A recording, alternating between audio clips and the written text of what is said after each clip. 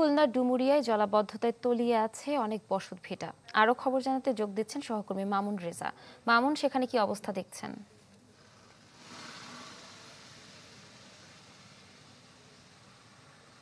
ইপসিতা খুলনার ডুমুরিয়া উপজেলার প্রায় অর্ধশতাধিক গ্রামে গত প্রায় ৩ মাস ধরে জলাবদ্ধতা রয়েছে। এর ফলে অনেক ঘরবাড়ি এখনো পর্যন্ত পানিবন্দী রয়েছে। সে কারণে প্রায় লক্ষাধিক মানুষ তারা চরম দুর্ভোগের মধ্যে দিয়ে দিন কাটাচ্ছেন। অনেক ঘরবাড়ির মধ্যে এখনো পর্যন্ত পানি রয়েছে। শুষ্ক মৌসুমের শুরুতে পানি সামান্য কিছুটা কমেছে, কিন্তু এখনো জলাবদ্ধতা নিরসন হয়নি, যার ফলে এই অঞ্চলের মানুষের দুর্ভোগ এখন পর্যন্ত কাটেনি। এবং এখানকার কৃষি বিভাগ এবং মৎস্য বিভাগ তারা জানিয়েছে যে প্রায় ৪,৫০০ হেক্টর ফসলের ক্ষেত এখনো পর্যন্ত পানির নিচে রয়েছে। এছাড়া প্রায় ৪,৪০০ হেক্টর জমির চিংড়ি ঘের এবং পুকুর পানিতে তলিয়ে রয়েছে। এর ফলে যারা কৃষক এবং চিংড়ি চাষি রয়েছেন তারা চরম দুর্ভোগে রয়েছেন। প্রায় ২১,০০০ চিংড়ি চাষি এবং কৃষক তাদের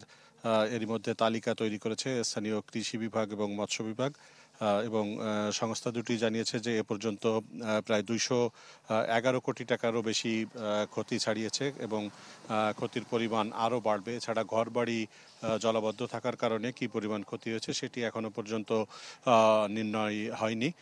তবে এখানকার মানুষের সাথে আমরা কথা বলেছি, তারা বলছেন যে এই ৩ মাস ধরে এলাকা জলাবদ্ধ থাকলেও সরকারি কিংবা বেসরকারিভাবে এখনো পর্যন্ত তেমন কোনো সহযোগিতা তারা পাননি। নিজেদের মতো করেই টিকে থাকার জন্য চেষ্টা করছেন। এবং তারা আরেকটি বিষয় বলেছেন যে এই এলাকার নদী খালগুলো ভরাট হয়ে যাওয়ায় এবং অবৈধ দখলে থাকার কারণে পানি নামতে দেরি হচ্ছে। ইপসিতা, ধন্যবাদ আপনাকে। দর্শক, খুলনার ডুমুরিয়ায় জলাবদ্ধতার খবর জানছিলাম সহকর্মী মামুন রেজার কাছ থেকে।